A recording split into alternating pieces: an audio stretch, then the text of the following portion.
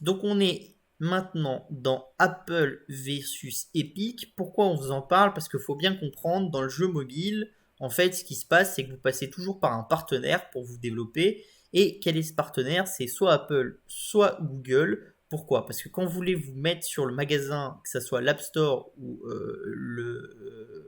le Google Play, ce qui se passe, c'est que vous êtes obligé de passer un contrat avec Apple. Ils vont ou avec Google, ils vont regarder votre application, ils vont vous mettre sur le store et en fait, ils vont prendre une partie de vos revenus in-game. Généralement, ça dépend, il y a des seuils, mais ça peut aller jusqu'à un peu plus de 30%. Donc c'est quand même vachement important. Depuis l'année dernière, ce qui s'est passé, c'est qu'avec l'envolée de Fortnite, Epic a décidé de mener la guerre surtout à Apple, qui a les commissions un peu plus hautes que les autres. Pourquoi? Parce que Epic juge qu'en fait, quand les gens téléchargent Fortnite sur iOS et ils jouent et dépensent de l'argent sur Fortnite, ben Apple a pas à prendre la commission qu'il prend. Surtout qu'en fait, Epic, leur angle d'attaque, c'est que la commission elle est trop importante, mais c'est aussi que le service rendu par Apple qui justifie cette commission, il est quasiment inexistant. C'est-à-dire en fait ce que vous dit Epic, c'est que le travail au niveau de la sécurité des applications, au niveau de la validation des stores, de la qualité des applications et tout, bah, il n'est pas fait du côté de chez Apple. Et donc, ils disent que ça mérite de ne pas payer. Donc voilà, on va y aller, on va voir en détail. Donc déjà, il faut bien comprendre que pour ça, ce qui se passe, c'est que bah, du coup, les deux entreprises se sont attaquées. Elles se sont attaquées surtout à partir de l'été de l'année dernière. Et on commence à voir les premiers documents qui sortent au niveau du tribunal. C'est-à-dire les deux entreprises ont fait un process, elles commencent à amener des papiers et en fait, petit à petit, le tribunal libère ces dossiers pour que la presse puisse regarder ce qui se passe avant d'avoir le procès. Le procès, il va avoir lieu dans 2 semaines à peu près, un peu moins.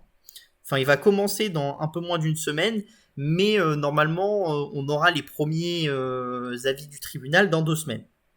Après, comme toujours avec les tribunaux, ça peut vite changer. Vous pouvez avoir un renvoi, vous pouvez avoir des nouvelles pièces. C'est assez compliqué parce qu'en plus, vous avez beaucoup d'acteurs qui communiquent. Par exemple, pendant un temps, Microsoft a communiqué et a ajouté des documents à la plainte de Epic avant d'en enlever une partie. Donc c'est assez compliqué parce que vous avez vraiment un jeu de dominion entre guillemets et plein d'acteurs différents qui sont dans ce processus et qui sont liés à ces stores et qui vont jouer entre guillemets leurs cartes.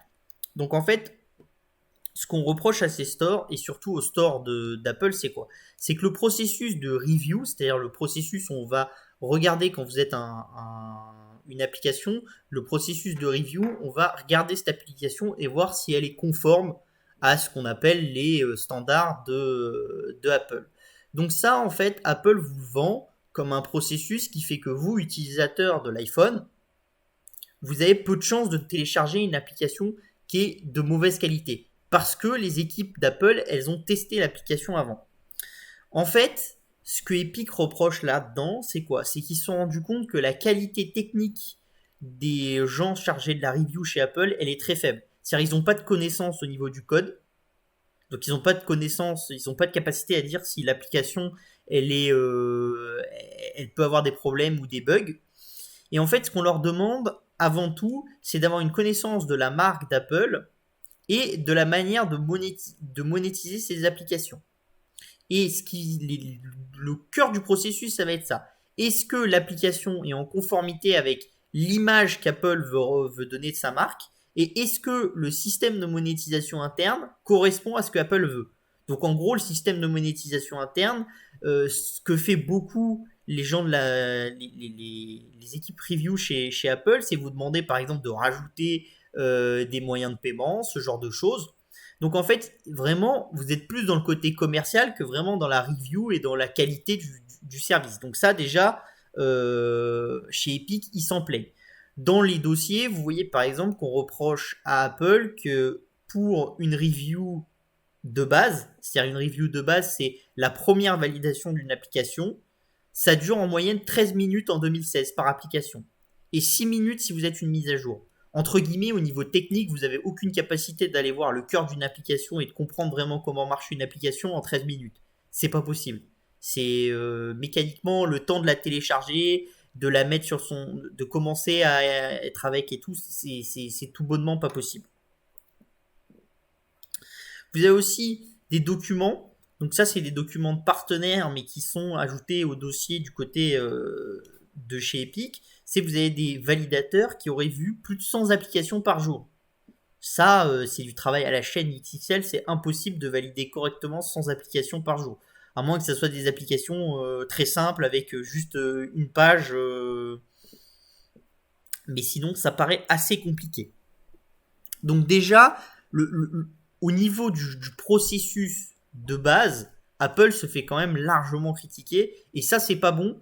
C'est pas bon surtout pour la marque, parce qu'en fait, la marque, elle essaye de vous expliquer que si elle est plus chère, si elle est comme elle est, c'est parce qu'elle investit beaucoup pour la sécurité de ses utilisateurs. Or, en fait, ce qu'on voit là, c'est que à peu près n'importe qui peut faire valider son application si elle a un minimum de qualité. Or, ce que vend Apple, c'est vous êtes dans l'extrême qualité, dans le luxe du téléphone, à contrario de Google. Et ça, c'est pas forcément vrai. On va voir après que c'est même pas vrai du tout. Donc voilà. Donc au niveau des documents, vous avez aussi Phil Shoemaker, qui est l'ancien Approval Chief Officer, donc qui gérait les équipes d'approbation des applications. Et lui, en fait, il tacle sévèrement. Il explique que, par exemple, plusieurs fois, il a été contacté par d'autres membres, y compris des membres de la direction générale, c'est-à-dire vraiment le tout en haut d'Apple, qui sont au conseil d'administration et ce genre de choses, pour que certaines applications soient enlevées du store. Sans base vraiment légale, mais juste parce qu'en fait, elles ne correspondaient pas à la volonté stratégique d'Apple de très long terme. Donc par exemple, vous développez un produit, j'en sais rien, on va prendre un truc de base, vous développez une calculette qui s'appelle la iCalculette, vous voulez pas que sur votre store il y ait d'autres calculettes, vous allez être grand patron du commerce, le chef, le directeur marketing d'Apple, et puis vous allez aller voir les équipes d'approuvement et vous leur dites, dès qu'il y a quelqu'un qui fait une calculette dans son application, vous la strikez, elle passe pas et on la valide pas. Et ça, en fait, c'est vraiment de la concurrence un peu déloyale, parce que vous n'avez pas le droit, quand vous êtes une plateforme ouverte comme ça, de limiter la concurrence de cette manière-là. Dire l'application de calculette, elle ne correspond pas parce qu'on trouve qu'elle n'est pas assez performante, qu'elle consomme trop de puissance, ce genre de choses, ça peut justifier. Dire on va pas vous valider parce qu'en fait on fait le même produit, donc on veut pas que vous soyez en concurrence avec nous. Ça, par contre, sur une base légale, c'est assez compliqué. Et ça, le fait que l'ancien Chief Approval Officer le dise, c'est vraiment une très très mauvaise nouvelle pour Apple. Il avait déjà dit plusieurs fois et fait plusieurs interviews où il critiquait lourdement Apple, mais il n'avait jamais donné d'exemple clair. Un exemple clair qu'il nous donne, c'est par exemple Google Voice. Quand Google Voice a été envoyé à l'approbation chez Apple, les équipes approbation l'ont approuvé, mais par contre, le top management d'Apple a dit on n'en veut pas sur notre service.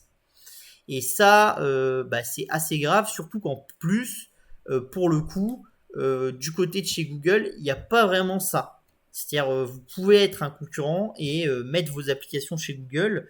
Il y a une volonté chez Apple de ne pas le faire pour certaines choses, mais Apple l'a déjà fait pour certains services, et c'est pas pour autant que Google supprime l'accès à son store. Donc ça, c'est vraiment une très très mauvaise nouvelle pour les équipes d'Apple. Surtout, voilà, comme je vous l'ai dit, c'est une sécurité qui laisse vraiment à désirer. Donc quand vous faites une review, vous allez essayer d'identifier ce qu'on appelle les Jekyll apps. Donc les Jekyll apps, c'est toutes des applications qui vont essayer de capter des données de votre téléphone ou faire des choses à votre téléphone qui ne sont pas légales, entre guillemets, et qui vont exploiter les failles de votre téléphone. Le but de la review chez Apple, c'est vraiment ça, c'est d'enlever ces applications-là. Bien sûr, vous n'avez aucune capacité d'enlever toutes les Jekyll apps. c'est pas possible parce que vous en avez beaucoup et puis il y a toujours des bouts de code qu'on n'a pas vus, ce genre de choses, ou qu'on n'a pas compris, ou voilà, il y a plein de choses. Mais en fait, le problème, c'est que Epic soutient que il y a beaucoup d'applications frauduleuses qui passent la review et elles ne devraient pas la passer. Et en fait, les équipes review passeraient plus de temps à chasser les applications qui vont essayer de monétiser leur utilisation différemment, ce genre de choses, qu'à chasser vraiment les applications qui n'ont rien à faire sur le store. Et ça, c'est assez grave, surtout qu'il y a des applications très très graves. Par exemple, il y a une application qui a subi plusieurs mises à jour, qui fait de la détection de votre pression artérielle et qui a des achats in-app. En fait, bah, ça clairement, c'est totalement faux. Vous ne pouvez pas détecter votre pression artérielle avec juste le téléphone. C'est pas possible. Donc c'est très dangereux au niveau de la sécurité, ce genre de choses. Et pourtant, ça a passé de façon multiple la review parce que ça a été mis en avant plusieurs fois dans l'App Store. Et en plus, ça a été validé la première fois et il y a eu plusieurs mises à jour où à chaque fois ils ont été validés. Donc ça veut dire que vraiment les équipes review, là, elles n'ont pas fait leur travail ou qu'entre guillemets, elles ont décidé de laisser passer l'application parce que c'est une application qui allait faire du chiffre et qu'on leur demande de faire monter les chiffres de l'App Store. Et chez Google, vous avez ce qu'on appelle la Fear Unit. Donc c'est l'unité de sécurité d'Apple. Et en fait, c'est vraiment l'unité que Tim Cook met en avant. C'est-à-dire, pourquoi c'est une unité qui est mise en avant? Parce que c'est une unité qui a eu beaucoup de conflits avec le FBI et ce genre de choses, sur le fait que les iPhones n'étaient pas décryptables, ce genre de choses et tout. Et vraiment, c'est des gens voilà, qui gèrent vraiment l'ensemble de la cybersécurité du groupe. Et la Fear Unit Team, elle tacle Tim Cook de façon assez violente dans les documents parce que même les chefs, entre guillemets, et le grand chef de la Fear Unit Team, c'est-à-dire Eric Friedman, il dit que vraiment les équipes validation, elles sont pas au point au niveau technique, donc elles n'ont pas la capacité de détecter les Jekyll Apps. Et ça, c'est vraiment très très mauvais. Et vraiment, ça va à l'encontre complet de l'image de marque qu'essaye de donner Apple. Et ça, entre guillemets, les gens s'en doutaient avant, mais le fait que que ça va être mis sur place publique par le tribunal, que Epic va tout faire pour que le moindre exemple de Jekyll App qui ait passé les reviews soit mis en avant par les journalistes, ce genre de choses, ça peut faire beaucoup beaucoup de mal à Apple. Vraiment beaucoup de mal. Donc voilà.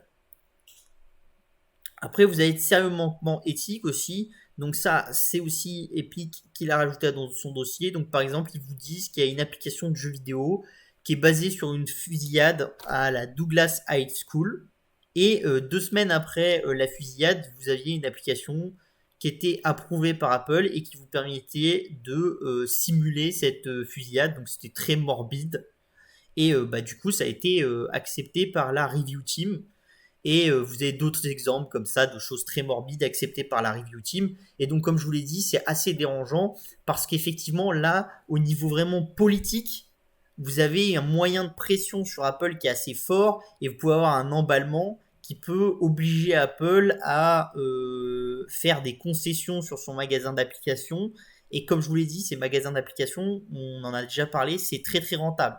C'est-à-dire qu'en fait, il y a de plus en plus de gens qui consomment sur ces applications, il y a de plus en plus de gens qui font des transactions à travers mobile, donc à chaque fois ils prennent une part de cette transaction, et comme il y a beaucoup de flux, et qu'entre guillemets, une fois que vous avez créé le cœur de votre mobile, c'est-à-dire iOS ou Android, bah, entre guillemets, le coût de maintien de cet